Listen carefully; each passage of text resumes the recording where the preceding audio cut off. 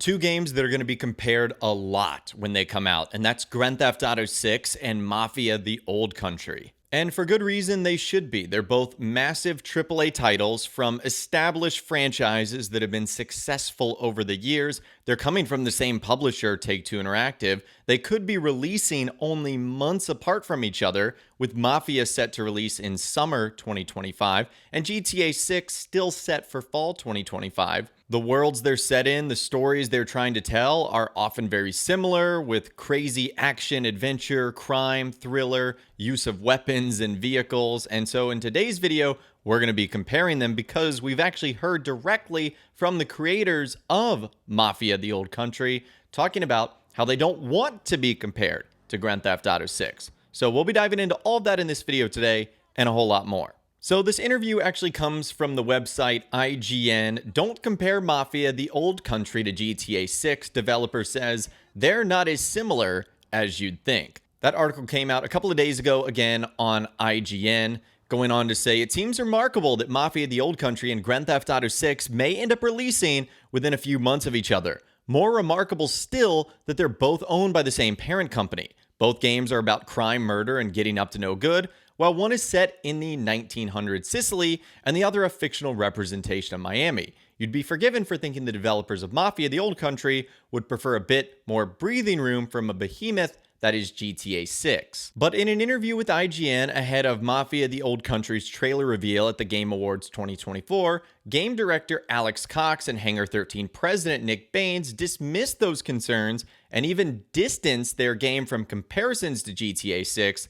GTA 6, of course, is set to offer perhaps the most advanced open world ever created. Mafia The Old Country, on the other hand, shouldn't be considered an open world game at all. So I will leave a link to the entire interview in the description. I want to focus on where they sort of compare this game to Grand Theft Auto 6. They go on to ask, at the end of the trailer, you've got summer 2025. You'll be as aware as everyone that you are coming out ahead of this other game that I guess is sort of similar. That must be quite a daunting prospect, but it'd be great to get your perspective on Mafia coming out in the same year as GTA 6, when both games are ostensibly open world crime games. You're going to drive around, you're going to do crime stuff. What do you think will help set Mafia apart from that and hopefully keep people playing that and avoid its inevitable crush? I know so many games are concerned about this. And Nick Baines ended up going on to say this. What I would say is, honestly, when you make a game, they take so long to make, you just create the best thing you can and hope it stands on its own 2 feet. Obviously, I'm aware of the game you're referring to, but I'm sure there's a lot of big games coming out next year, and we will welcome that. I think it's great for gamers. I think our game is a great experience, and people will really enjoy what they find there. And I probably know as much as you about other games coming out next year. Probably less, actually. Honestly, though, it sounds like I'm avoiding the question. It's not really something we think about too much as a team because it's out of our control. We just make the best game we can. We're making it for Mafia fans. It's the story we want to tell in the Mafia universe. Honestly, outside of, I don't know, the chat down the pub about how we feel about the market generally or what's coming out next, it's not something we ever talk about. We just want to make the best Mafia game possible. With Alex Cox going on to say they're different games, and actually more so over time. Certainly, if you track both GTA and Mafia since 2000-ish, 2002, when GTA 3 and Mafia came out, they were mechanically very similar games. But Mafia's always had a bit more focus on its linear narrative versus the sandbox experiences, which Rockstar does industry's super best quality. Actually, Mafia over time has become increasingly more about the linear story, and so I don't think the games are fundamentally that similar, other than they have a shared theme. So when you start to hear from the guys really responsible for this, the less it seems like Mafia is going to be a big competitor to Rockstar and Grand Theft Auto 6. It almost feels like Mafia The Old Country can kind of be put in the category of like a Naughty Dog title. And I'm not certainly comparing Mafia to something like The Last of Us. I'm just saying it feels a little bit more linear. And so I think that's the difference they were trying to make there, is that Rockstar create these open world sandboxes filled with action, adventure, and crime.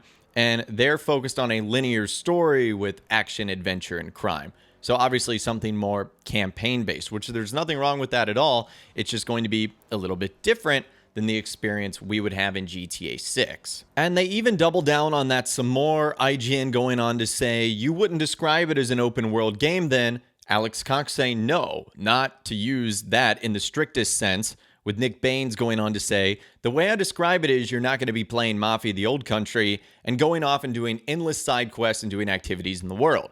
We want players to go through and experience a story, but set in this beautiful world. And if you're going to go along a path and you want to go over here and explore, in many cases you can do that because the world exists around you. But we're encouraging you to go through the story." One of the things I love about these games is people tend to complete them because they want to find out what happens. And again, this is a trend with the game as well. We want people to go through and experience the whole story, but if we're going to say it's not open world, it's purely linear, that sounds too tight. But if you're going to say it's an open world game, that's too broad. That's why we're trying to lead you back to Mafia 1 and 2.